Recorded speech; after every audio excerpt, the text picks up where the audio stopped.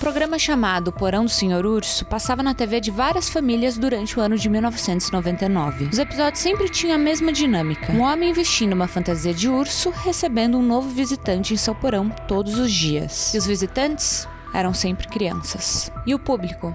Também apenas crianças. E o que é ainda mais perturbador que isso é que esse programa parecia passar despercebido pelo público adulto, uma vez que nenhum dos pais das crianças que assistiam o Porão do Senhor Urso sabiam da existência desse conteúdo. O cenário em que se passa, o porão, era escuro e iluminado apenas por uma lâmpada a óleo sobre a mesa.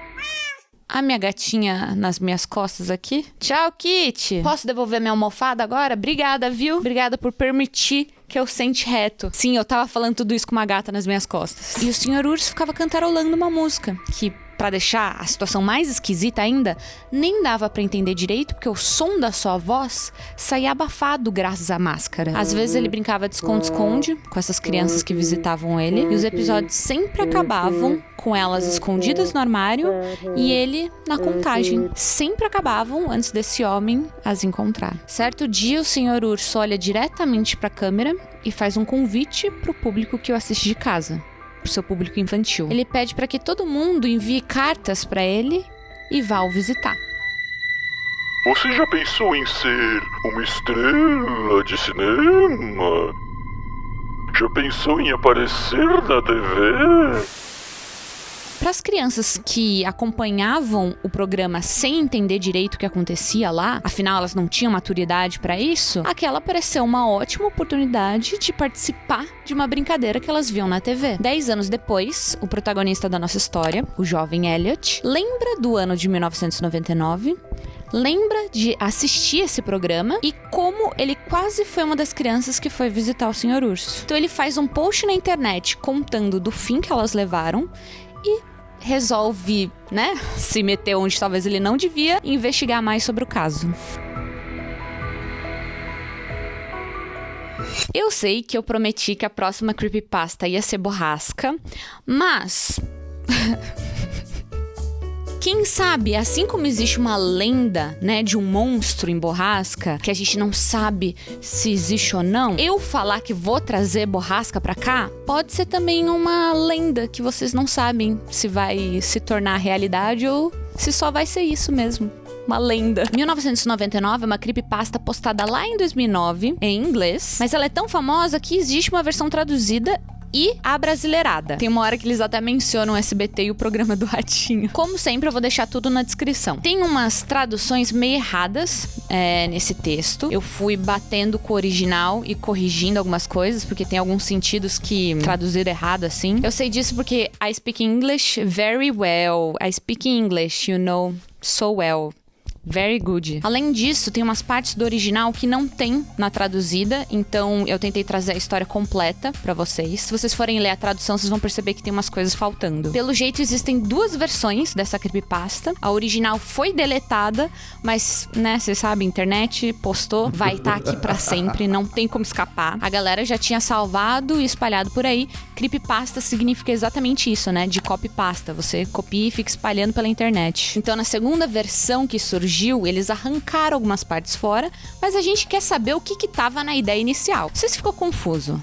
Tá muito cedo, gente, tá frio. Hoje não sei se é meu dia, sabe? Eu sinto que eu tô falando tudo embolado. Originalmente, a creepypasta 1999 foi publicada em várias partes, sendo atualizada pelo Elliot por quase 2 anos. O primeiro post foi em novembro de 2009 e o último em abril de 2011. Imagina pra galera lendo isso em tempo real.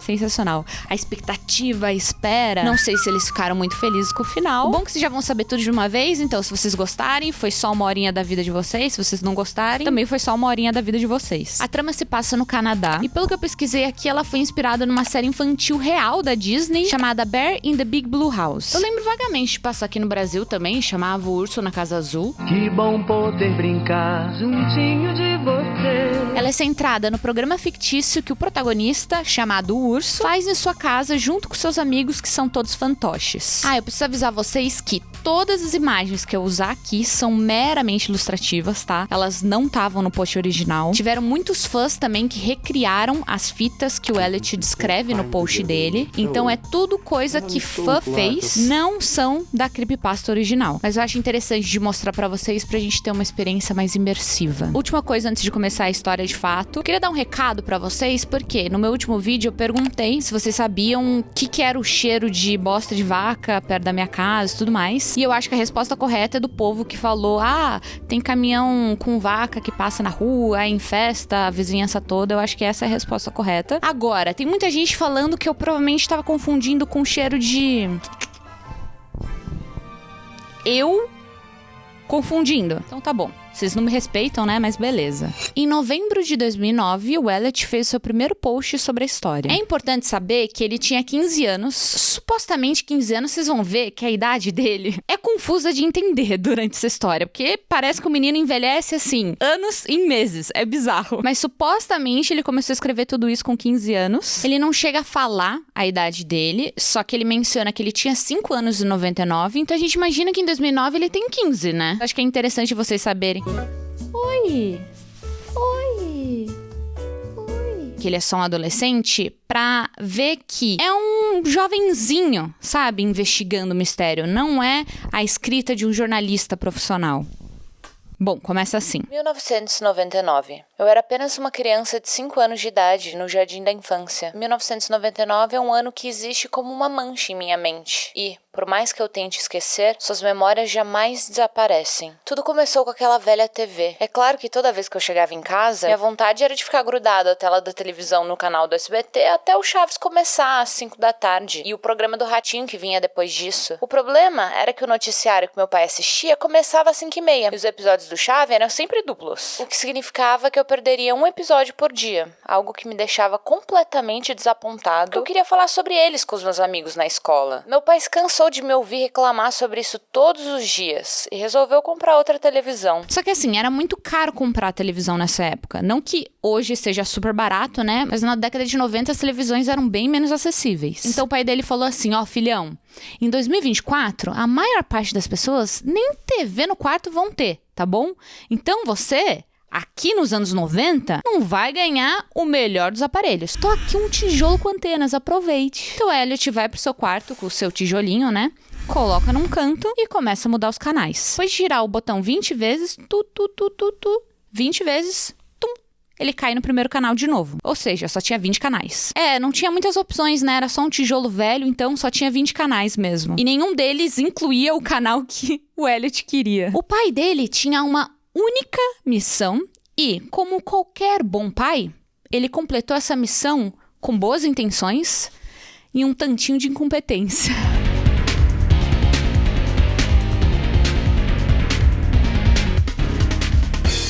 Desculpa, gente, esse assunto é meio gatilho pro Marvin, porque ele não tem pai. Ficou chateado que eu fiz essa piadinha com pais presentes, sabe? Tudo que ele queria era um pai que tivesse boas intenções, mesmo com um tantinho de incompetência. Ele queria só ter um pai. Mas você tem uma mãe! Isso não basta? As mães nunca são valorizadas, né? Quando eu morrer... Então o Elliot começa a girar o botãozinho, né? Passar por vários canais meio... E pensa em voz alta. Saudades do que eu não vivi com o TikTok. Isso daqui tá uma merda. Por que eu nasci nos anos 90? Até que ele acaba parando no canal 2, que é o TVO Kids, e deixa lá por meses. Certo dia, ele resolve dar mais uma chance ao seu tijolinho, começa a girar o botão, chega no 20, já sabe, né, que vai dar no 1 de novo, quando ele girar mais uma vez.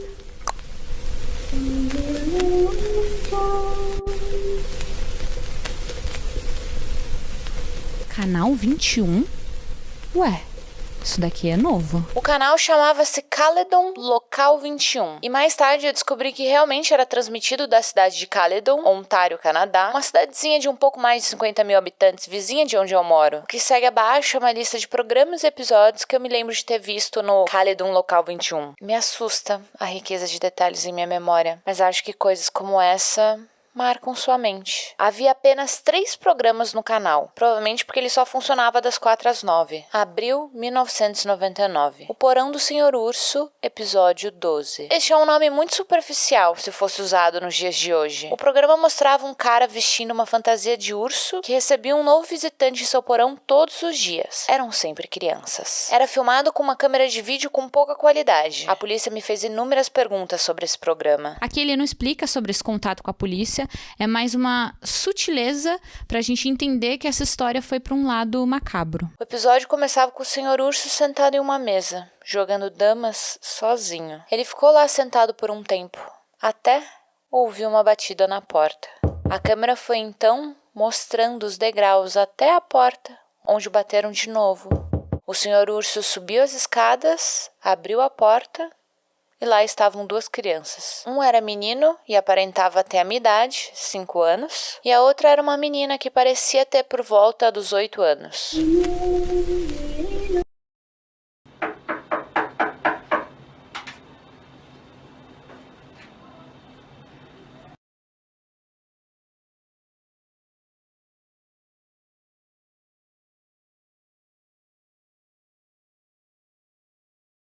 O Senhor Urso dançou de alegria com a chegada das crianças e, em seguida, começou a conversar com elas. Pelo que eu me lembro, não era possível escutar nada do que eles diziam. O Senhor Urso então levou as crianças para o porão, que era bastante escuro e iluminado apenas por uma pequena lâmpada a óleo sobre a mesa. Eu realmente não lembro de muita coisa, a não ser ele cantando uma música, que eu nem conseguia ouvir muito bem, sabe? Por causa da máscara. O episódio terminava com eles brincando de esconde-esconde, com as crianças escondidas no armário e o Senhor Urso na contagem.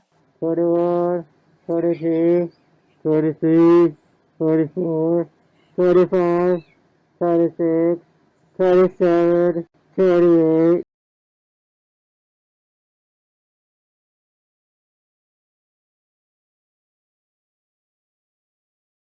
Não dá pra saber o que acontece quando as crianças são encontradas pelo Senhor Urso, mas o fato é que essas 2 não são mais mencionadas nas lembranças do Elliot. Ele não assistia tantos episódios assim, né? Ele era mais um espectador casual, então pode ser que elas estivessem realmente em outros programas.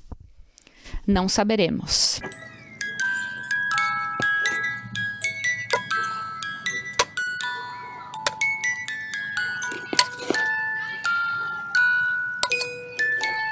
Maio, 1999. Sopa e colher. Eu não acho que isso tenha sido realmente um programa. Acredito que tenha sido mais como um filme de curta-metragem. Eu tinha parado de assistir o canal Caledon Local 21 por um tempo, porque eu achava que os programas eram meio estúpidos. Além disso, Pokémon tinha mudado de horário e agora passava às 4h30 e às 5. Eu não me lembro de muito, mas o programa foi filmado em um porão semelhante ao que foi usado pelo Senhor Urso. A coisa toda durou cerca de meia hora e achei estúpidas algumas cenas. Como o homem que a colher persegue a sopa, tentando comê-la. No final, vemos uma mesa e cerca de 7 crianças sentadas ao seu redor, cada uma com uma tigela de sopa diante delas. O homem da câmera, em seguida, segura a lata de sopa em frente das crianças e diz: Colheres prontas? Então, a filmagem acaba.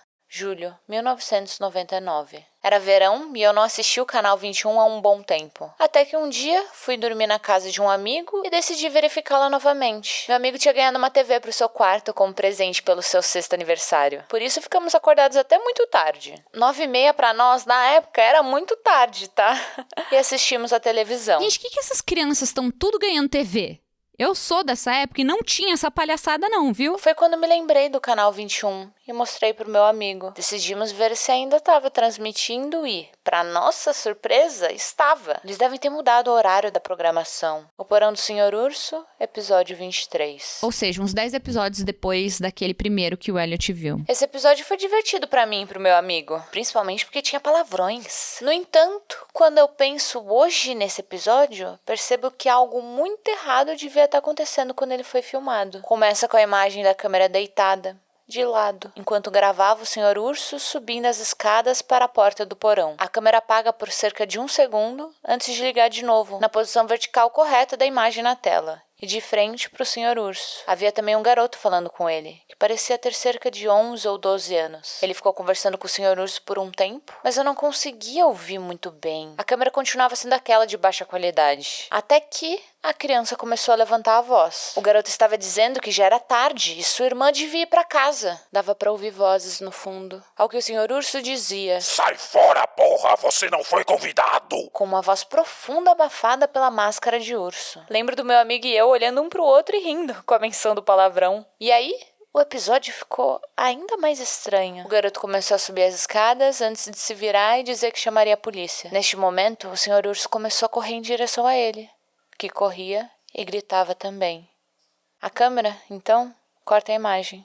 E este foi o final do episódio. O canal entrou em tela estática pouco depois. No episódio 12, a gente tem um menino e uma menina de mais ou menos 4 anos. E agora, no episódio 23, depois de um tempo, temos de novo uma menina e um menino. E o que a gente sabe nesse novo episódio é que os dois são irmãos e o menino tem mais ou menos uns 12 anos. E assim, apesar de ter passado pouco tempo entre essas duas transmissões, pode ser que esses episódios tenham sido gravados durante os anos, né? E passados só agora. Agora em 99, né? Anos. Realmente existe a possibilidade, né? Agora, na minha opinião, uma criança que ficou dos 4 aos 12 anos presa não estaria mais falando de chamar a polícia. Ela teria, infelizmente, se adaptado à realidade dela. E aí eu não sei qual possibilidade é pior. As duas são horríveis. Eu sei qual opção é pior. As duas opções são piores. Uma criança que ficou presa por anos ou uma nova criança que foi presa também. Horrível de qualquer forma. Agosto, 1999. Em agosto eu fiquei curioso para ver o porão do Sr. Urso. O último episódio que eu vi do Sr. Urso era muito estranho e tinha palavrões. O que também me fez pensar que o programa era feito para adolescentes. Por isso, coloquei no canal para assistir enquanto meu pai estava ocupado. O porão do Sr. Urso, episódio 28. Aparentemente, esse episódio foi passado na TV durante todo o mês de agosto. Foi muito estudado pela polícia. O capítulo inteiro foi apenas o Sr. Urso sentado em uma cadeira falando para a plateia. Olá, crianças! Vocês querem visitar o meu porão? Se vocês quiserem, por favor, me escrevam uma cartinha neste endereço. A tela, em seguida, foi transferida para uma tela toda branca com letras multicoloridas contendo o endereço. E assim permaneceu todo o resto do episódio. E adivinha o que o Elliot fez? Mandou uma carta pro Sr. Urso. Ele era só uma criança curiosa, assim como todas as outras que assistiam esse programa. Ele consultou o pai dele antes de enviar, né? Porque criança não sabe enviar carta, pelo menos eu acho que criança não sabe enviar carta, né? Porque eu era uma criança bem criança mesmo. Eu escrevia cartas também pra enviar pros meus amigos quando eu mudei de São Paulo pra minha cidade de hoje. Eu conversava com os meus amigos por cartas. Aí eu, né, dava a carta pra minha mãe e falava: te vira. E aproveita e já troca minha fralda. Mas, Natália, você não usa fralda há anos.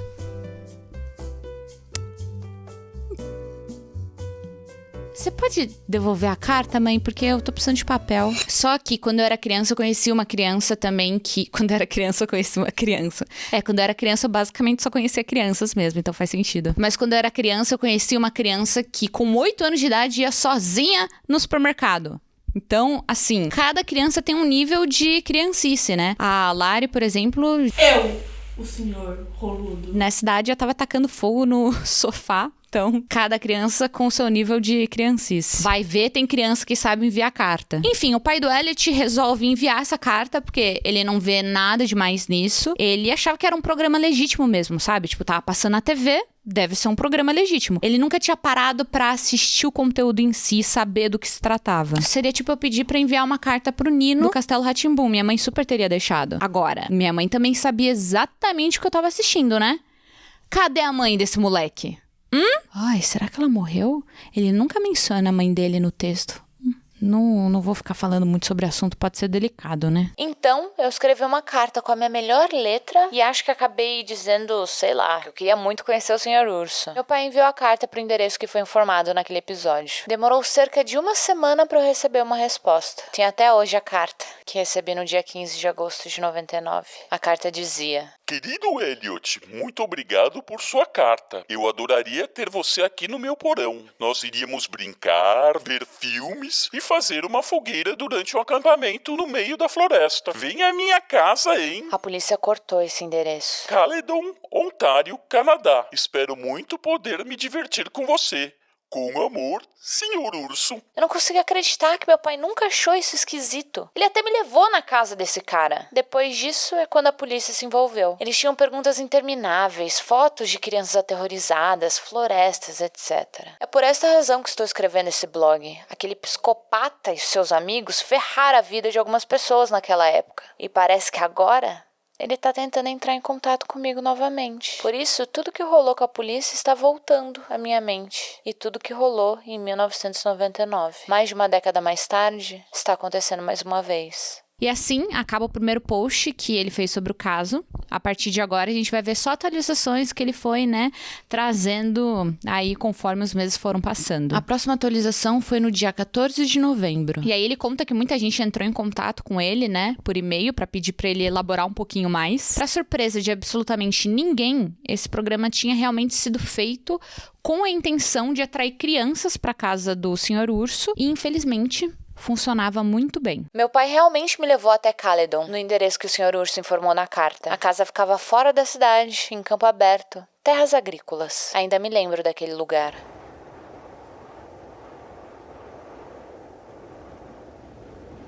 Era uma casa velha de fazenda, que parecia ter sido construída antes dos anos 1900. As janelas estavam todas fechadas com tábuas e tudo parecia estar em ruínas. Conforme fomos caminhando até a casa, lembro que meu pai checou o endereço várias vezes, olhando ao redor com descrença. Então, a porta se abriu.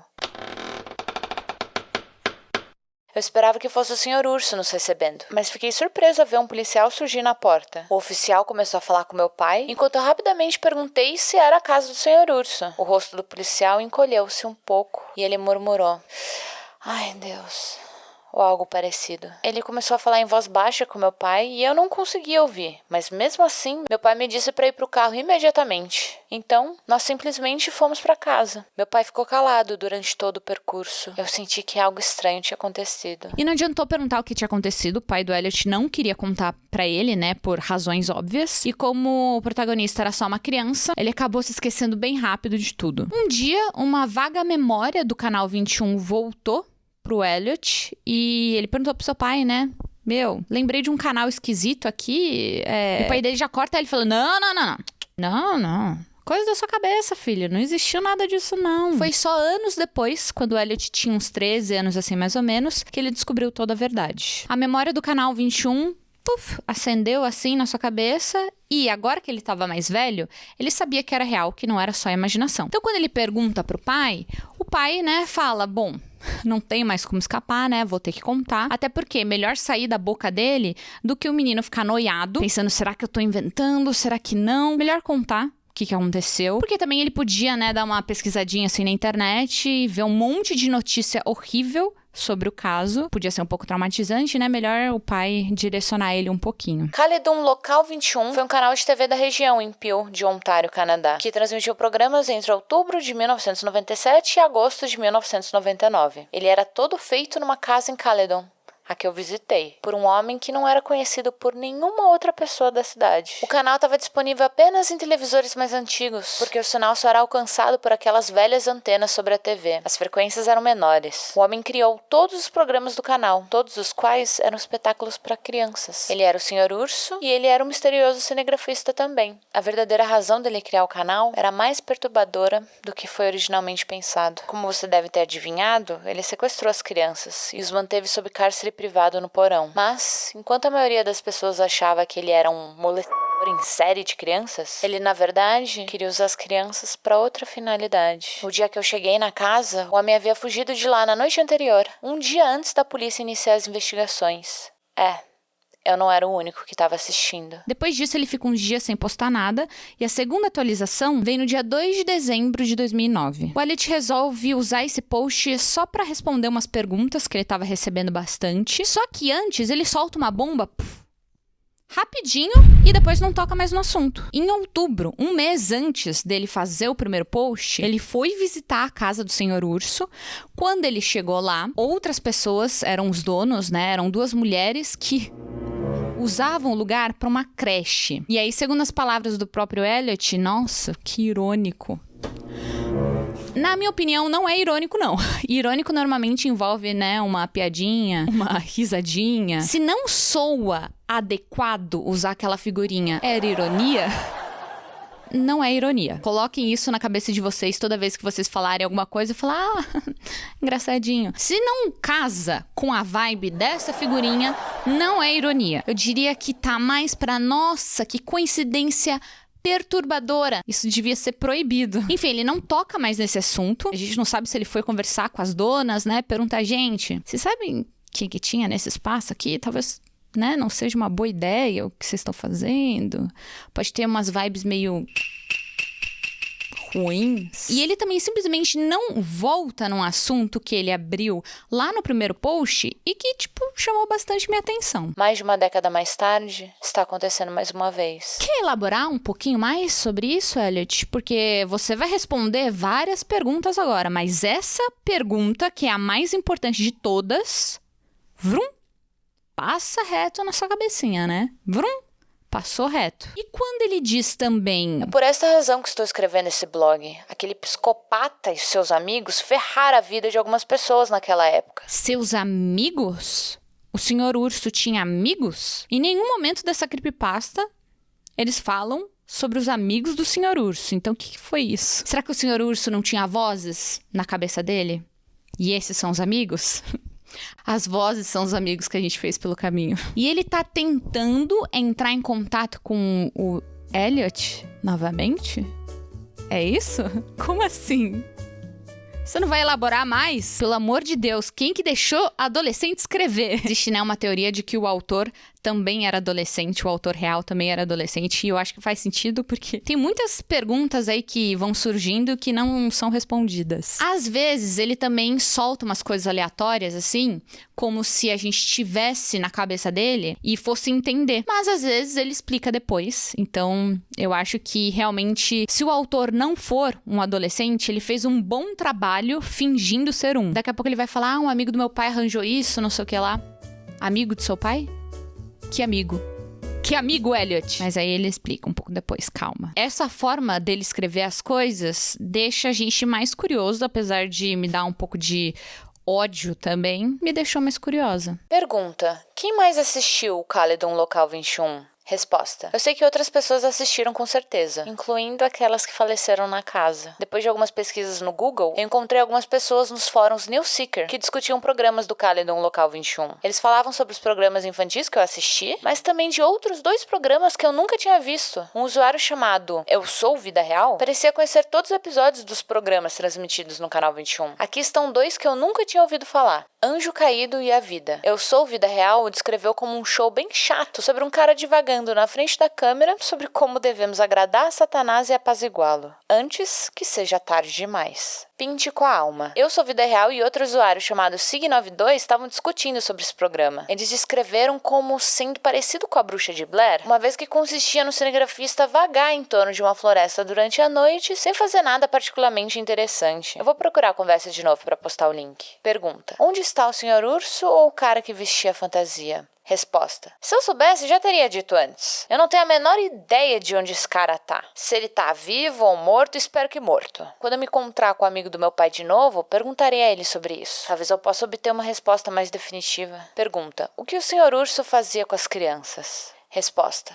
essa é a pergunta mais frequente que eu recebi. Descobri isso em outubro através de um amigo do meu pai, que é oficial regional aposentado em Caledon. Aparentemente, o homem que vivia o papel do Sr. Urso levava as crianças para fora da casa e ia para a floresta nas proximidades. O que ele fazia lá, a polícia não sabe exatamente ao certo, mas 16 corpos carbonizados de crianças na idade entre 4 e 13 anos foram encontrados em uma vala profunda de 4,5 metros por 4,5 metros, aproximadamente, dentro da floresta. O amigo do meu pai não quis entrar em detalhes, mas eu vou encontrar ele na próxima quinta-feira, então talvez consiga adquirir mais informações. O Elliot finaliza o post agradecendo todo mundo que se interessou pela história dele e que ele vai continuar pesquisando mais, porque é o direito dele colocar um ponto final nisso tudo. Um mês depois, no dia 14 de janeiro de 2010, temos a terceira atualização. investigação. Ele começa dizendo, mal sumi isso aí, galera. Meio que fiquei sem tempo de descobrir mais nada, então resolvi só não aparecer. Ele vai fazer muitas vezes isso, tá? Já adianto vocês. Então imagina pro povo lendo na época. Pra gente tanto faz, né? Pode sumir, Elliot. Pra mim não faz diferença, eu sou do futuro. Aí ele conta que quando ele finalmente teve um tempinho, porque ele é um cara super ocupado, ele adora relembrar todo mundo disso, mas quando ele teve um tempinho, ele continuou indo atrás da história e coletou algumas informações. O Elliot costumava ser babá das crianças do seu vizinho, que se chama Anthony Polo. Aí ele foi bater um papo, né, com vários vizinhos, acabou conversando com esse Anthony Polo e descobriu que ele costumava morar lá em Caledon, nos anos 90. Perto da floresta em que morava o Sr. Urso. Ele não ia conversar com o amigo do pai dele, que é ex-policial? Não? Então tá bom. Polo conta que ele trabalhava como artesão em casa e às vezes ele dava uma escapadinha pra floresta E aí, em 1997, uma certa noite, ele começou a escutar barulho de crianças vindo lá de dentro da floresta. Só que não foi só uma noite, isso começou a se repetir. Várias noites, ele ia e escutava o barulho das crianças. Tem uma hora que ele resolve investigar o que está acontecendo. Por preocupação, barulho de criança à noite vindo da floresta, sempre se repetindo, você fica preocupado. Não é o caso do nosso maconheiro. Ele ficava irritado com o som e resolveu investigar para ir falar pro povo, viu? A galera tava atrapalhando o momento de paz dele, né? Olha, vou falar em nome de todos os maconheiros. A maior parte deles são gente boa, tá bom, galera? Não vamos deixar isso daí estragar a imagem... Quase que eu falo a nossa imagem. A imagem deles. Em nome da Associação dos Maconheiros, não deixem esse cara estragar a imagem da associação, tá bom? Ele descreveu como a cena toda parecia quando ele chegou lá. Havia um grupo de crianças, ele estimou de 13 a 17 crianças, com idades entre 5 e 12 anos, reunidos em torno de uma grande fogueira em chamas. Com eles, havia um único adulto. O Polo conversou com o homem, observando sua aparência desleixada e incomum, como a de um viciado em crack, e perguntou o que ele estava fazendo na floresta com as crianças. O homem disse que eles estavam em um acampamento e que eles faziam isso com frequência. O Polo não suspeitou de nada. Caledon é uma das províncias com as menores taxas de criminalidade do Canadá e simplesmente deixou por isso mesmo e pediu que fossem um pouco mais silenciosos. Em seguida, o Polo fez uma pausa antes de me dizer que eles nunca respeitaram seu pedido de moderação. Pelo contrário, por vezes, ele ouvia as crianças cantando alto em uma língua desconhecida. Ele não se incomodou em conversar com o homem de novo, já que estava de mudança de qualquer forma. Eu disse ao Polo que aquele homem provavelmente era o proprietário da Caledon Local 21, mas ele duvidou. Disse que soube por vários outros moradores da região que esse homem em particular estava se mudando para Pickering, que é uma cidade próxima de lá. Isso daí é o Polo tentando se convencer com uma desculpa, né? Talvez seja mais fácil pra ele acreditar nisso do que simplesmente pensar no fato de que ele ignorou um homem bizarro com um bando de criança à noite numa floresta. Será que essa falta de desconfiança era um negócio dos anos 90?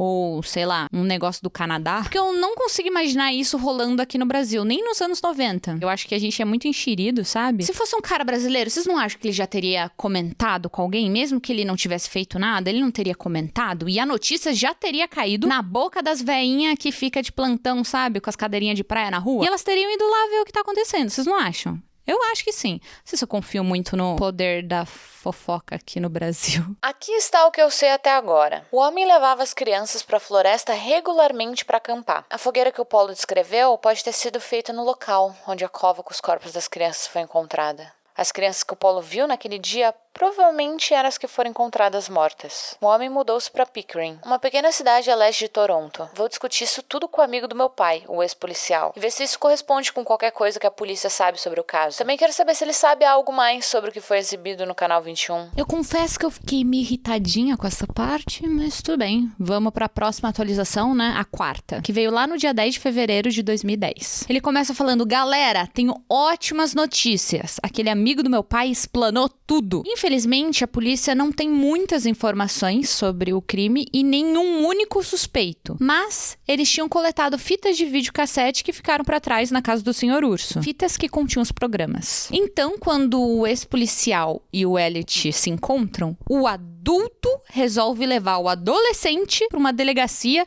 assistir essas fitas. Eu acho que eu não disse muito sobre ele ainda, mas o nome do amigo do meu pai é Mitchell Wilson. Um cara muito legal. Ele parece entender a minha sede de conhecimento sobre o que aconteceu no final dos anos 90 naquela casa. Ele acha que foi errado meu pai ficar tanto tempo sem me dizer nada. Claro, né? Bora contar pra uma criança as atrocidades todas dessa história. E eu concordo com o pai dele. Que, assim, antes dos 15, não era nem pra ter contado, sabe, disso tudo. Então, não sei o que esse policial aí tá dando pitaco. Então, Wilson leva o Elliot pra estação de Davis, que é uma das delegacias que tem as fitas, porque elas ficam distribuídas em várias delegacias da região. Ou seja, não vai ser agora que o Elliot vai ver tudo, né? Ele vai ver apenas uma ou duas. É muito fora da realidade ele poder acessar as evidências do crime. Mas, pra gente que tá acompanhando, é bom, porque a gente tá, né, ganhando mais informações. Agora, pensando na realidade, esse ex-policial devia continuar assim. Aposentado. Pintando com a Alma, episódio 10. Jogando lixo fora. Pintando com a Alma foi um dos programas que os usuários Eu Sou Vida Real e Sig92 mencionaram no News Seeker. Falei com a polícia sobre isso e eles me informaram que 2 episódios do programa foram feitos e transmitidos entre os dias 5 de dezembro de 1997 e 8 de janeiro de 1998.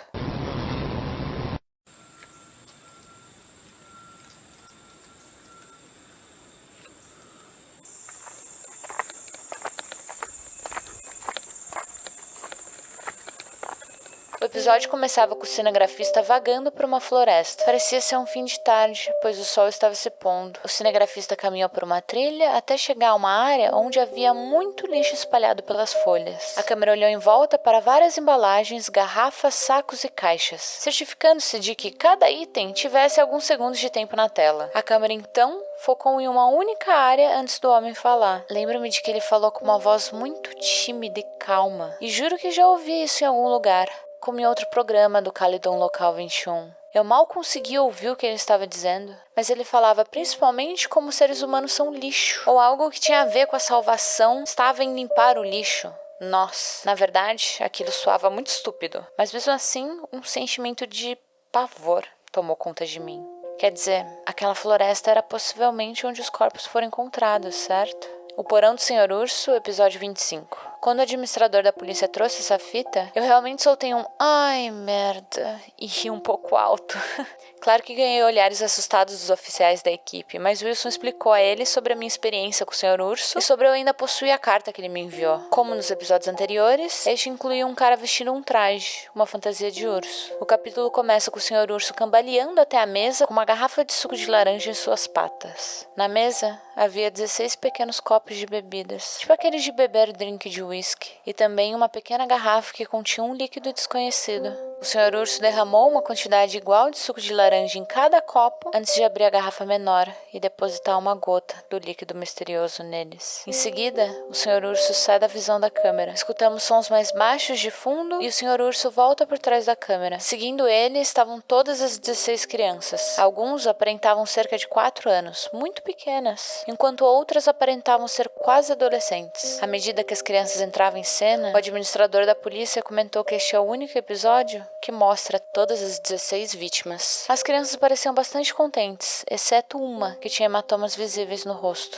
E ao contrário das outras crianças, ele tinha uma expressão de medo. Esse garoto aparentava ter 11 ou 12 anos, o que me levou a reconhecê-lo. Ele era o garoto que tinha perguntado sobre a sua irmã, que, posteriormente, teve um destino desconhecido no episódio 23, aquele que eu assisti em julho de 99. Quando contei isso ao oficial, ele confirmou que sim, era o mesmo garoto, e que ele também foi destaque no episódio 24, um episódio que foi ao ar somente uma vez, em julho de 1999, às 3 da tarde, e que a polícia ainda não tinha encontrado a fita. O Senhor Urso então começou a cantar uma música sobre frutas cítricas e os benefícios da vitamina C. Eu mal podia entender a letra por causa da máscara. As crianças todas beberam seu suco. O menino do episódio 23 bebeu relutantemente. E o capítulo terminou. Depois de ver a fita em posse da delegacia da estação de Davis, fiquei satisfeito, mas só temporariamente. Eu ainda quero saber a história completa. A polícia continua sempre me dando a mesma porcaria sobre o criador da Calidon 21 ser um pedófilo fetichista, bem como um praticante de estudos ocultistas. Bom, e aí ele acaba dizendo que por hoje é só, pessoal. Isso é tudo, pessoal. Looney Tunes? Não. Referências a Looney Tunes não nesse canal. Retiro o que eu disse. Isso é barulho de uma fita voltando. Ok, vou falar de novo. E aí ele acaba dizendo que por hoje é só isso que ele tem pra trazer pra gente, que ele vai coletar mais informações e depois ele volta. Alguns meses depois, só lá no dia 8 de maio de 2010, que o Elliot volta com a 5ª atualização. Ele diz que ele tirou a sua carta de motorista, então a gente pode chutar que ele deve ter feito 16 anos, né, nesse meio tempo. Lá na gringa, quando você faz 16, né, você pode tirar sua carteira de motorista. E agora que o senhor está habilitado, vrum, vrum, ele pode fazer coisas que todo adolescente gostaria de fazer com o seu carro, né?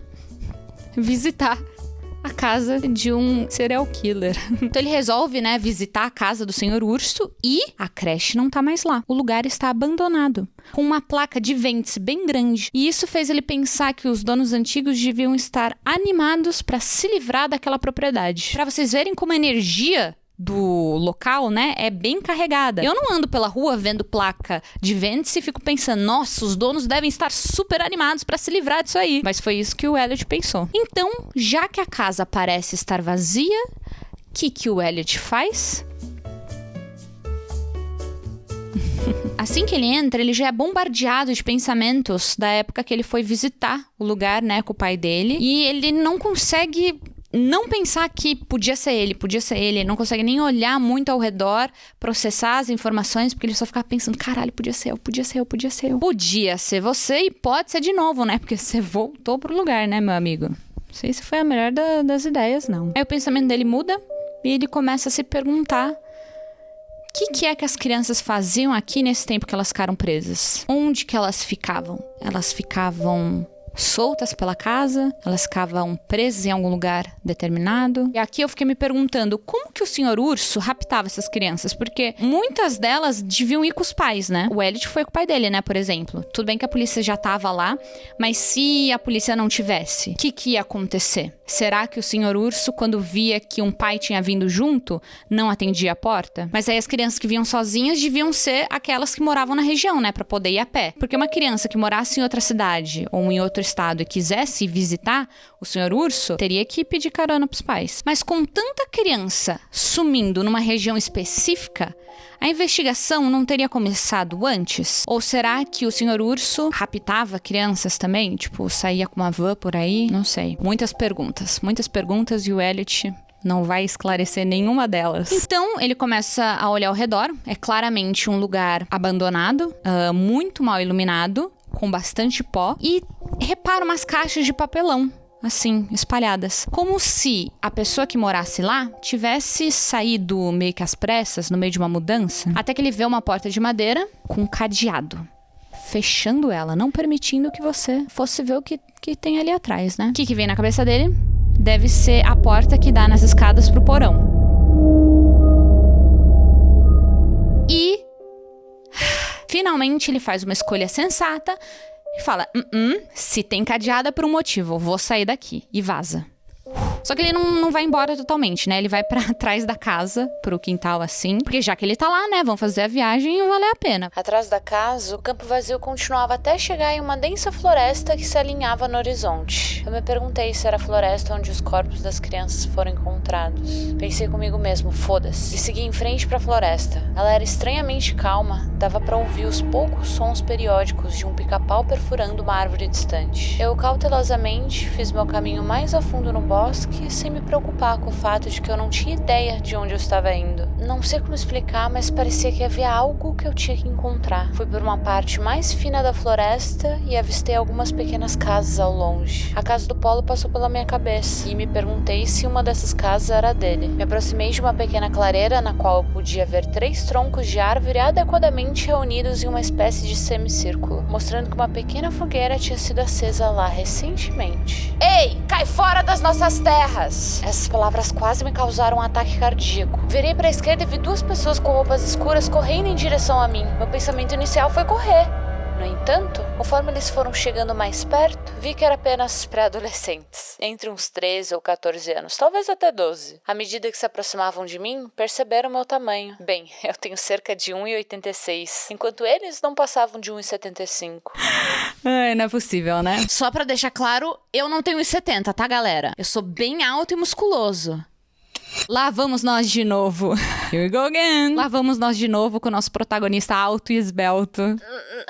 Nós dissemos... Cai fora, disse o garoto maior que vestia uma camiseta do Slipknot, obviamente intimidado. Eu mantive minha posição e dei de ombros. O garoto menor, que usava uma camiseta do Metallica, tirou um canivete e apontou em minha direção. Não, você que não quer fazer isso, eu disse em tom sério, engrossando a minha voz, tentando parecer mais durão quanto possível. Tá, voz grossa.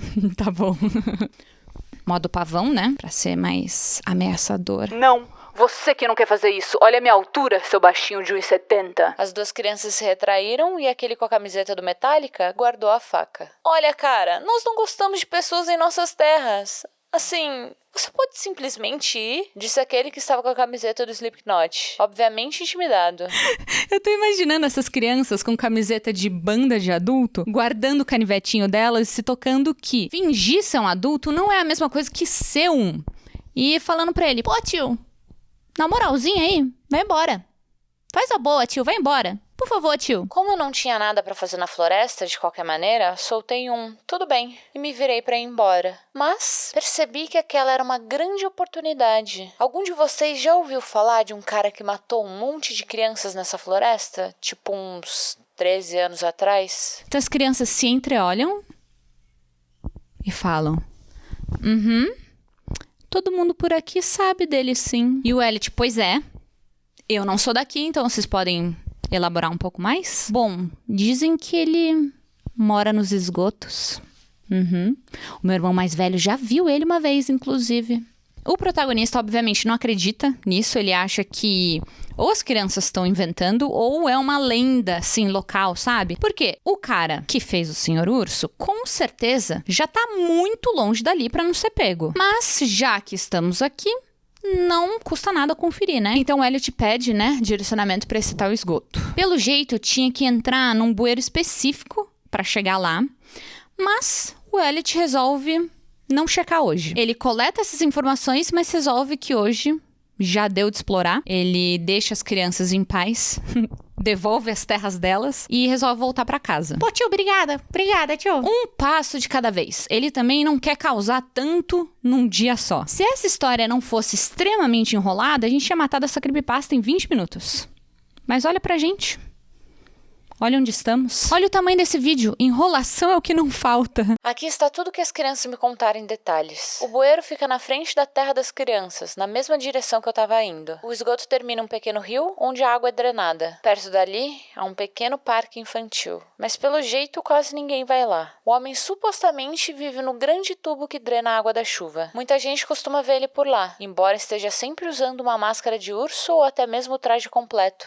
Nota, eu não acredito que seja verdade, e penso que seja um mito criado pelos moradores de Caledon. A história não parece plausível, por que ninguém chama a polícia? Esse cara não parece suspeito? Essas e outras questões tornam a história inválida. Enfim, eu visitarei o bueiro. Não porque acredite na história, mas porque eu quero uma desculpa pra visitar Caledon de novo. E aí este blog não morre. Sem mais fitas pra assistir, eu não sei mais o que falar. Ah, não, imagina, Elliot, ninguém percebeu que você tá enrolando a gente. Tá enrolando tanta gente que se acender, dá pra fumar. Obrigado por continuar a me apoiar e apoiar o meu blog. Eu sei que muitos estão ansiosos para obter mais informações sobre o que aconteceu em Caledon durante o ano de 1999. E eu farei o meu melhor para continuar minha pesquisa sobre o tema. Fui cortar o cabelo e o cabeleireiro fez cachos em mim.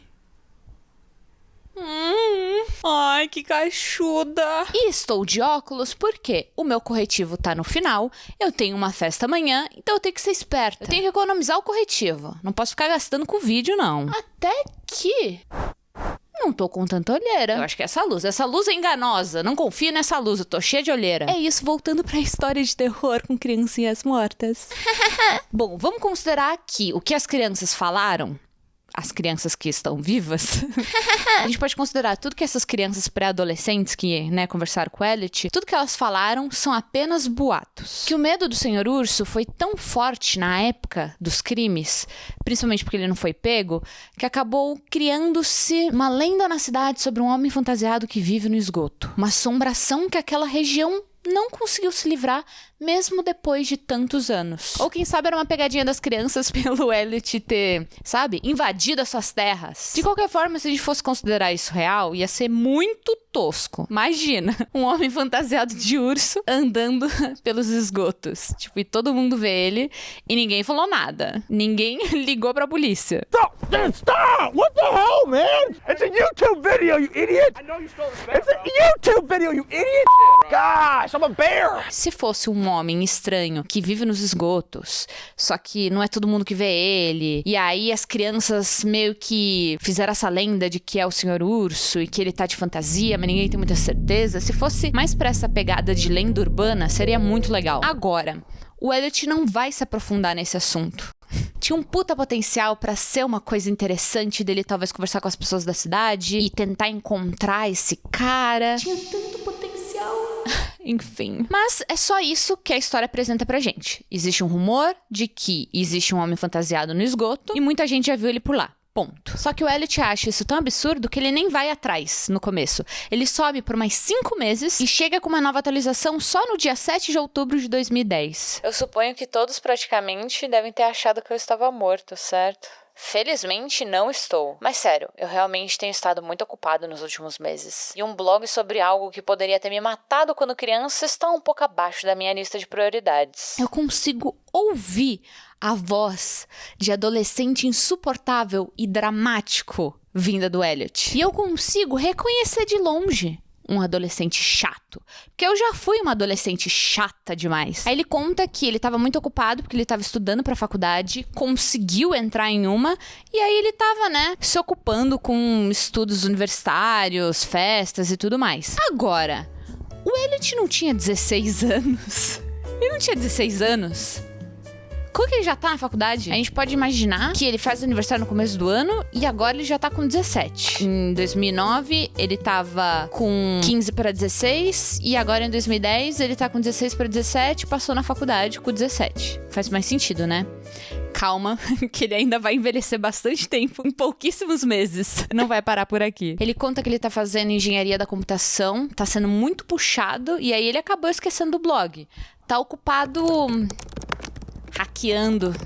hackeando pessoas, é isso que vocês fazem, engenharia da computação? É aquela pessoa que bate no teclado sem uma lógica muito certa em filme, sabe? Tá fazendo isso. Se alguém precisar desligar o alarme de um banco na hora de um assalto muito bem elaborado, vocês já sabem quem chamar. Ele conta que, depois de conversar com aquelas crianças, uns dias depois, ele resolve voltar pra Caledon e visitar o bueiro. Só que assim, esse esgoto não era muito parecido com o que as crianças tinham descrito, não tinha nenhum parque infantil lá perto e, na real, não tinha nada demais lá. Não vou nem mostrar nenhuma passagem porque é meio sem graça essa parte. A única coisa que acontece é que tem uma tartaruga lá e ela encolhe quando ela vê o Elliot.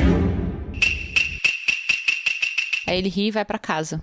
Uau, que momento. Enfim, ele também achou bem desinteressante, então resolveu só não postar nada. Ele falou, não tem nada pra contar, vou dar uma sumidinha, né? Vou me ocupar aqui hackeando pessoas. Na verdade, ele tinha esquecido tão intensamente do blog que a gente não saberia o final dessa história, porque ele não ia continuar escrevendo, até que algo aconteceu e reacendeu a curiosidade que ele tinha pelo caso. O blog simplesmente não me parecia importante mais, por favor me perdoem. Pelo menos não me parecia até recentemente. Agora, eu estou interessado no caso novamente. Isso porque, em 10 de setembro, recebi um e-mail vindo deste endereço, returntheb@hotmail.com. Returntheb seria B de bear, urso. Então seria retorne ao U, retorne o U. Engraçadinho esse nome de remetente, né? Bom, fica ainda melhor. Vou copiar e colar o e-mail exato que esse cara me enviou. Caro Elliot, meu querido menino, tenho muitas saudades de você sempre. Oh, como você cresceu! Seus olhos cintilantes continuam os mesmos. Aqueles olhos à procura de aventura. Oh, como pensar neles traz calor para o meu coração de um urso velho. Naquele dia você veio me visitar e eu me senti tão feliz que eu queria sair e colher morangos. Ele me disse que você me procuraria. Ah, sim, ele me disse que você me procuraria. Agora vai ser em breve. Você não vai ser tão solitário em breve. Eu sinto muito por não ter dito olá quando você veio me visitar. Não uma, 2 vezes. Não há perigo. Em breve você vai finalmente poder brincar com as outras crianças. Vou tentar fazer meu porão ainda mais aconchegante do que antes. Sem abraços felpudos, Senhor Urso. Obviamente essa carta é falsa e soa quase corrompida. Mas, ainda assim, gostaria de agradecer o indivíduo que enviou, embora ele precise de algumas aulas de gramática. Só de ler essa carta, fiquei meio assustado. E é por causa dela que agora estou cheio de interesse em continuar meu blog. Acho que é engraçado tentar investigar os mistérios que eu sempre me questionei sobre. E eu contei sobre tudo isso aqui pro meu colega de quarto. Ele achou que essa carta era real e, por uns instantes, me pareceu mais assustado do que eu. Mas, depois eu dei de ombros e ele acabou dando também. Quer dizer, quais as chances disso ser real? Como o Sr. Urso saberia que eu fui pra Caledon naquelas ocasiões? Mais ainda, como ele saberia o meu e-mail ou que eu ainda estou interessado em seu porão? Haha, enviei uma resposta ao Return the Bee. Uau, apenas olhando para o endereço de e-mail, você pode dizer que é alguém que lê meu blog querendo me assustar. Não deu muito certo, mas a quem quer que seja, muito obrigado por acender o meu interesse de volta na investigação. Aí ele agradece os fãs que ele tem. Não é engraçado. Bom dia, fãs. Muito obrigada. Vocês são a minha razão de existir. Enfim, ele agradece os fãs e diz que eles são realmente a razão dele continuar. Eu amo como o Elliot faz coisas de adulto, mas ele ainda tem uma mentalidade bem jovem, né? Tipo, ele não querendo admitir que ele ficou com medo desse e-mail, falando: ai, nem deu certo essa pegadinha, tá? Nem fiquei com medo.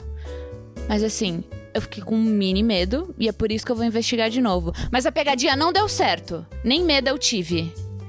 Eu tive um mini medo. Mas nem conta, tá? Não conta. Mini medo não conta. Eu sou corajoso. Tá falando que eu não sou? Chuchu, tá tudo bem ter medo. Quando você começar a pagar conta, você vai entender que medo é o sentimento que a gente mais sente na vida adulta. Não tem como fugir. Não tem como fugir, Elliot. A vida adulta é só medo, não tem como fugir. Aceita antes, é mais fácil. A 7ª atualização veio só em janeiro de 2011. O Elliot conta que ele estava muito ocupado, né? Não só com estudos, mas com festinhas também. Pra sorte do Elliot, como ele faz muitos anos em poucos meses, daqui a pouco ele já tá com 21 e já tá podendo beber. Porque na gringa é com 21, quer dizer, no Canadá será 21? No Canadá? Com quantos anos pode beber no Canadá? 18! 18. Tá, daqui a pouquinho vocês vão ver que daqui a pouco ele tá fazendo 20. Então, já tá podendo beber. Enfim, agora que ele tá de férias, ele voltou a se interessar pelo caso. Ele voltou pra casa no fim de dezembro, começou a comemorar, né, as festas de fim de ano com amigos e familiares, mas o sentimento festivo não estava dentro dele. Ele estava tentando estar presente, mas aquela investigação era a única coisa que ele tinha na cabeça. As fitas eram a única coisa que ele tinha na cabeça. Ele diz que elas se tornaram uma maldição na vida dele, porque ao mesmo tempo que ele quer saber mais, ele só queria conseguir esquecer tudo. Ele detalha bastante, né, o estado que a saúde mental dele tá no momento, e depois termina o parágrafo falando: se você não pulou isso aqui, se você não pulou meu desabafo pra ir direto pra parte interessante do texto, obrigado. Ai, gente, tadinho, ele só queria desabafar. Bom, então o Elliot liga pro ex-policial Wilson e combina com ele de ir numa delegacia ver o resto das fitas. Chegando lá, o Wilson insiste: amigo, você quer realmente ver isso aqui? Tipo, segue sua vida, vai tomar umas brejas com seus amigos da faculdade, não vamos ver coisa de criança morrendo, não. Aí o Elliot: não, eu preciso assistir e eu quero pôr um ponto final nisso aqui. E eu quero ver. Eu fico me perguntando se ele realmente queria assistir pra ter um sentimento de fechamento ou talvez seja pra ter conteúdo pro blog. Por quê? Ele mesmo fala: eu não tô postando nada porque eu não tenho o que postar. Então, assistir as fitas é um motivo válido pra ele escrever alguma coisa no blog. E pelo jeito, nesse blog, ele tem fãs, ele tem atenção, ele tem pessoas perguntando por ele, falando de como a escrita dele é boa, de como eles querem saber. Então, quem sabe, ele tá usando isso tudo pra suprir uma carência que ele sente? Não sei, tô jogando aí no ar, vocês pensam o que vocês quiserem. É que assim, ficar querendo assistir fita de criança morrendo, não acho que é normal, entendeu? Não me convence que é normal. Tipo, a gente tá lendo sobre isso. Também não consideraria super normal, mas é ficção, tá bom? É tipo uma historinha de terror. Então, eu não tô sendo hipócrita, né? Não tô sendo hipócrita. Enfim, o Elliot topa e o que ele assiste nas fitas é o seguinte. A Adega do Senhor Urso, episódio 30. Esse episódio se passou em uma floresta ao anoitecer, o que dificultou um pouco a visão, especialmente considerando a qualidade do filme. Uma marca registrada de qualquer coisa da Calydon Local 21. O vídeo começou com a câmera sendo segurada nas patas do Senhor Urso, apontando ela para si mesmo. Aquela máscara de urso parecia mais sinistra nas sombras das árvores. A inconfundível voz abafada falou: Olá, crianças! Hoje farei uma coisa maravilhosa com meus amigos. Vou levar eles para uma terra distante, onde certamente serão muito felizes. O Senhor Urso virou a câmera para mostrar um quadriciclo com um trailer acoplado. Mas o que mais se destacou foi que o trailer continha 7 crianças imóveis deitadas lado a lado. Esta é a primeira carga, mas logo chegarão mais. O Senhor Urso se virou e apontou a câmera para uma grande lona estendida no chão. Ele levantou a lona, revelando um grande buraco que devia ter uns 4 ou 5 metros de altura e largura. O resto do episódio consistiu no Senhor Urso pegando cada criança e a jogando no buraco. Perguntei ao Wilson se elas estavam mortas, ao que ele balançou a cabeça e respondeu: ainda não. Logo, todas as crianças estavam no buraco. Algumas estavam em posições meio tortas por terem sido jogadas lá dentro, mas continuavam inconscientes. A vitamina C certamente ajudará essas crianças na grande jornada que as esperam, mencionou o Senhor Urso, enquanto passava a câmera em direção a várias garrafas de gasolina que estavam ao lado de um arbusto. A câmera deu zoom nas garrafas enquanto o Senhor Urso cantarolava, antes do episódio terminar. Wilson me revelou que essas eram 7 das 16 vítimas encontradas queimadas. A gasolina foi o que o homem que interpretava o Senhor Urso usou para incendiá-las. Um poço cheio de crianças queimadas. Quem faria uma merda dessas? Aquela sensação de pavor me invadiu mais uma vez quando percebi que eu podia ter sido uma daquelas crianças. O Wilson então me explicou que ele havia mentido anteriormente. A outra fita confiscada pela delegacia de polícia de Bramaleia, aquela que a gente tinha ido anteriormente, de fato funcionava e continha a filmagem da queima real. Entretanto, ele achou que eu não conseguiria lidar com a natureza perturbadora e gráfica do episódio. E sabe de uma coisa? Talvez eu não conseguisse mesmo. Eu nem quero ver o episódio. Por enquanto, estou satisfeito, mas preciso de um tempo para me recompor. O fato é que o homem que comandava o Calydon Local 21 ainda está por aí. Tão complicado, né? Não tem muito nada de novo aqui, só é meio perturbador saber que o Elliot teve permissão de assistir isso. Não entra na minha cabeça que ele poderia estar vendo isso. Ele merecia uma vida normal na faculdade, hackeando os outros, sei lá, que faz engenharia da computação, teclando, tipo... Sistema do banco caiu, pode entrar. Enfim, ele merecia uma vida normal e não ficar prolongando esse trauma. Prolongando e aumentando, né? O trauma tá só aumentando vendo essas fitas. Num dia qualquer, depois de meses que o Elliot não dava mais notícia, o seguinte post é feito no seu blog. Era uma vez um garoto chamado Elliot. Elliot era um garoto inteligente que adorava brincar com seus amigos. Um dia, ele assistiu um adorável programa de televisão sobre um urso e suas amigas crianças. As crianças gostavam de ajudar umas às outras, como boas crianças devem fazer, mas também amavam o urso. O urso adorava as crianças, pois elas eram muito boas em ajudar ele. E o anjo caído? As crianças e o urso queriam brincar juntos para sempre com a ajuda do seu amigo anjo, mas o anjo caído precisava de ainda mais ajuda. Então as crianças tiveram que fazer o sacrifício final, porque é isso que os amigos fazem, Elliot. Eles ajudam uns aos outros. Ajude-nos, Elliot. Queime conosco, Elliot. Eu quero você, Elliot. Ele quer você, Elliot. Volte para o meu porão. Por favor, com açúcar e glacê por cima, Senhor U. E assim, nenhum outro post é feito por um tempo. Somente em abril de 2011 que temos a 9ª e última atualização. Esse post é um pouco mais gráfico do que a gente viu até aqui. Não é nada muito gráfico, mas se você é mais sensível, eu recomendo que você pule essa parte ou saia do vídeo aqui. Eu queria atualizar mais. Eu realmente queria. No entanto, determinadas circunstâncias têm me desligado de toda a coisa do Caledon 21. Eu recebi, desde então, centenas de e-mails sobre o meu blog. E fui até mesmo contatado por uma revista para falar sobre a minha história. Mas agora é hora de colocar as coisas a limpo para todos vocês. Onde eu estive por um ano inteiro? A história da Caixa de Pandora é verdade.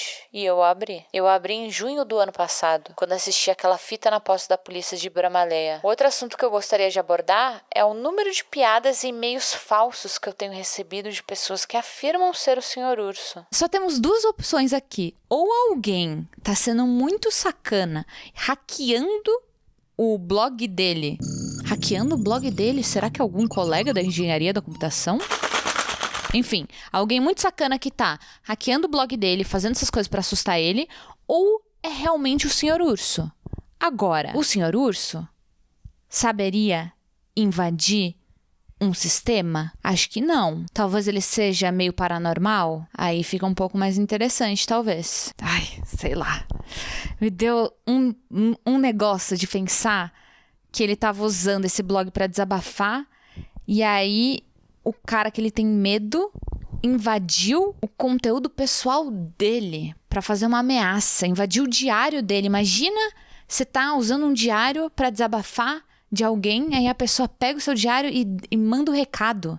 Aí você vai ler e tá lá o recado da pessoa. Ele também fala que estão flodando a caixa de mensagens dele, né, com e-mails vindo de uma pessoa que se diz ser o Sr. Urso. E aqui na minha cabeça eu fiquei imaginando a Marta do Bebê Rena, sabe? Tipo, meio obcecado, assim, querendo a atenção da pessoa o tempo todo, marcando sua presença todos os segundos, sem dar um momento de respiro. Ou pode ser a galera zoando com ele também. São muitas possibilidades. Não vamos saber essas respostas. Fica mais a seu critério. O que você acha? Depois de algumas semanas em silêncio, eu decidi pedir ao Mitchell Wilson se eu poderia ver o que havia naquela fita infame que ele havia me falado. Eu não sei porquê. Eu apenas senti que vendo essa fita me daria algum fechamento. Obviamente, o Wilson estava relutante em me mostrar, mas eu era persistente. Ele me fez uma oferta. Se eu ainda estivesse interessado quando completasse 20 anos, ele me mostraria a fita. Não sendo capaz de fazer muito mais, eu apenas esperei. Até o momento de eu completar 20 anos em junho, quando eu ainda estava definitivamente interessado em ver a fita.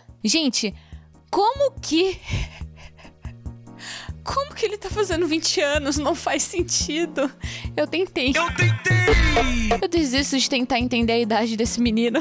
Ele tá envelhecendo muito rápido. Que isso? A história começou em 2009, tá acabando em 2011. Começou com ele tendo 15 ou 16. Como que ele tá fazendo 20 anos? Não faz sentido. Eu fui pesquisar no Reddit, sabe? Pra ver se outras pessoas estão com essa dúvida sobre a idade do menino. E realmente elas estão. Não fui só eu, tá bom? Eu não tô enchendo o saco à toa. Não tô enchendo o saco do Elliot à toa.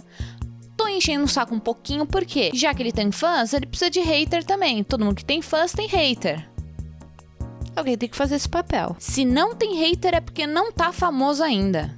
Tá, Elliot? Tô te dando a sua fama. Eu liguei pro Wilson e ele admitiu que esperava que eu fosse esquecer da fita. Mas eu não ia aceitar um não como resposta. Você realmente não precisa ver essa fita. Ele ficava me dizendo, mas eu tinha necessidade de vê-la e ponto. Então ele me convidou pra ir pra Bramaleia numa segunda-feira à tarde. Depois de ter visto todos os filmes de Jogos Mortais e um vídeo de matadouros de animais na minha aula de ética, eu tinha certeza que seria capaz de lidar com o que aquela fita poderia provocar em mim. Como eu era otimista.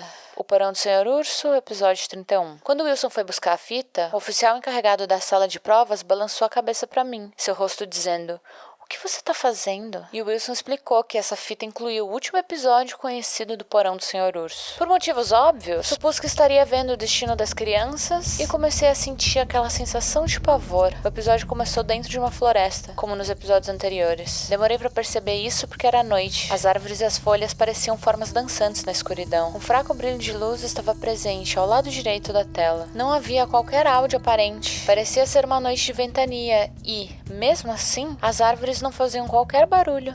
Lentamente, a câmera começou a se deslocar para o brilho, revelando fumaça subindo de um buraco, com a ponta das chamas saindo da parte superior desse buraco. O Wilson fez uma pausa nesse ponto. Você tem certeza de que quer ver isso? Ele me perguntou. Eu insisti que sim, apesar de uma voz na minha cabeça dizer pra eu parar. O vídeo continua, o cinegrafista move-se em direção ao buraco, mostrando um poço de fogo. Este foi o buraco que eu tinha visto no episódio anterior, só que dessa vez estava cheio de formas. Eu podia ver essas formas se movendo, vibrando, agitadas.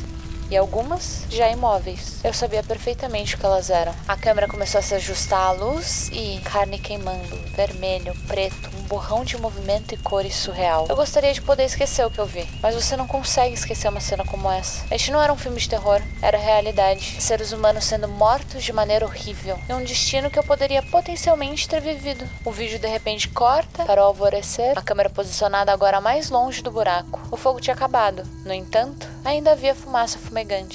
Uma figura aparece. Reconheci imediatamente a roupa do Sr. Urso colocada no chão, vazia. Ela parecia tão inanimada. A roupa foi posicionada em uma forma de cruz. O cinegrafista fez uma volta em torno do terno, tratando-o como um artefato estimado. Colocado à frente da fantasia havia um sinal, em letras vermelhas corajosas. Estava escrito INRI. O cinegrafista voltou para uma das extremidades da fantasia, ampliando na cara do urso. E, assim, o episódio finalmente termina.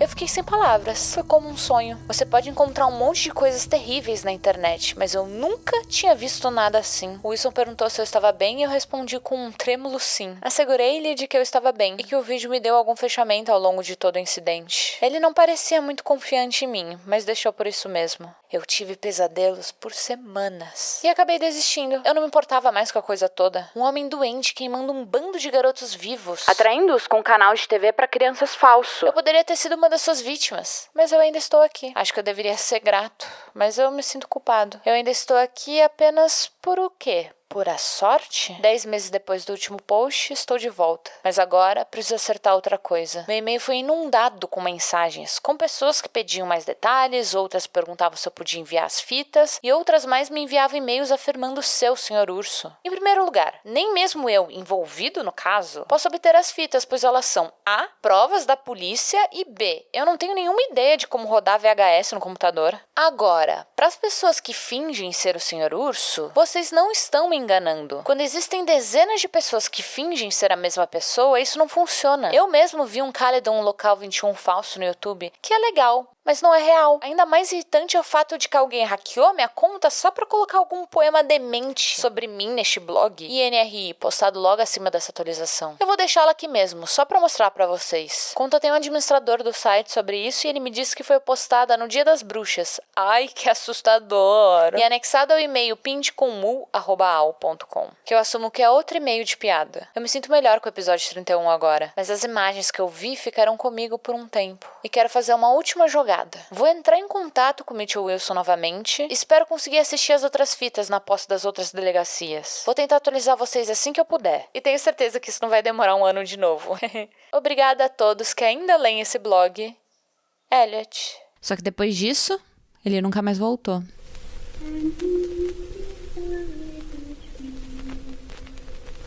Olá, crianças! Em breve vamos ter novos episódios, então não esqueça de voltar por aqui. E quem sabe, faremos novos amigos também. E lembre-se, o Sr. Urso te ama.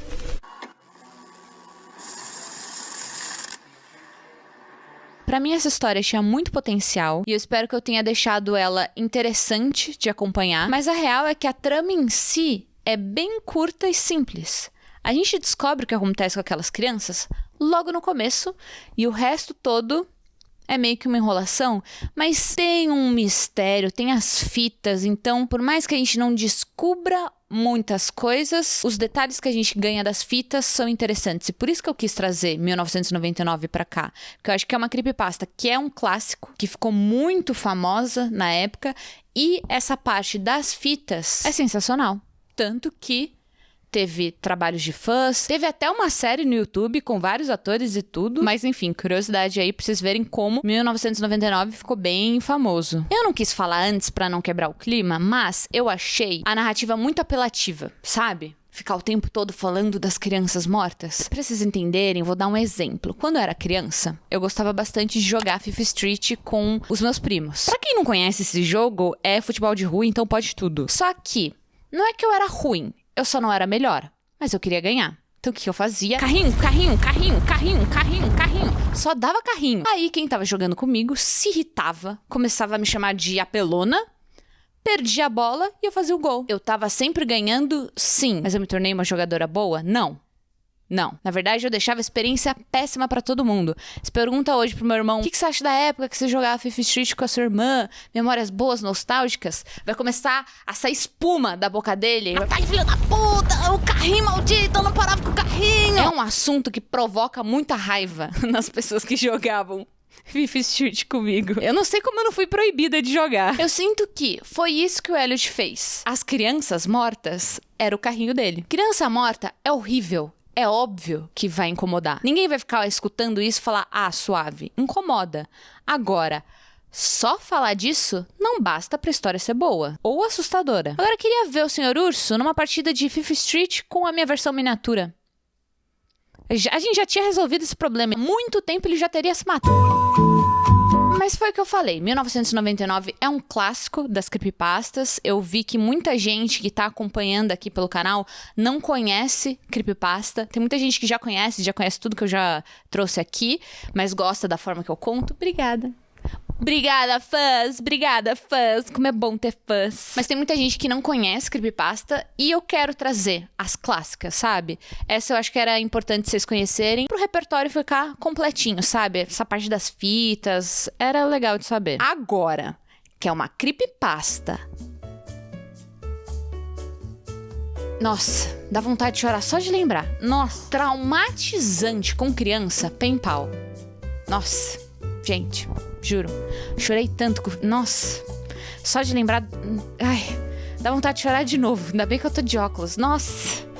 Ai, faz Pen Pal, pelo amor de Deus. Enfim, vem aí mais uma promessa, né? Um dia eu trago Pen Pal pra cá. É muita falsidade, mas é de verdade. Enfim, sobre esse último post do Elliot. Se ele realmente resolveu largar o blog pra viver a sua vida normal na faculdade, focar nos estudos, na engenharia de computação, se tornar o próximo hacker que vai aparecer em 8 Mulheres e um Segredo.